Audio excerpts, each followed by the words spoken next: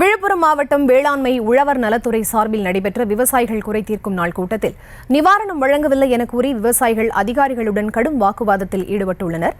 முதலில் அது தொடர்பான காட்சிகளை பார்க்கலாம்.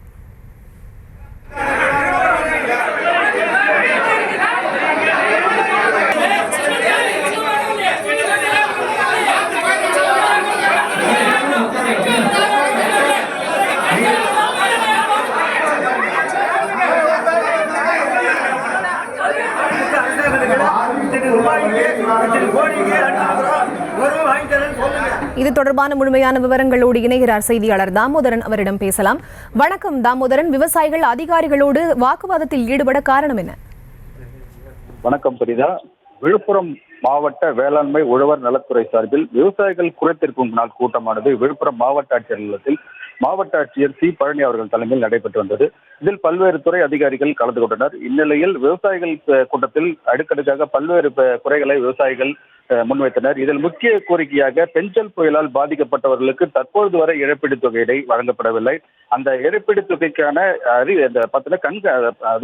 அந்த நிவாரணம் வழங்கக்கூடிய அந்த இழப்பீடு தொகைக்கு அந்த ஆய்வு மேற்கொள்ளவில்லை. தங்களது பகுதியில் நேரடியாக அந்த ஆய்வினை மேற்கொள்ளவில்லை. ஆய்வினை மேற்கொண்டு அதற்கான இதனை வழங்க வேண்டும். உடனடியாக 40 நாட்கள் கடந்த நிலையில் தற்பொழுது வரை இந்த மாவட்டத்திற்கு அந்த ஆய்வு பணியானது மேற்கொள்ளப்படவில்லை.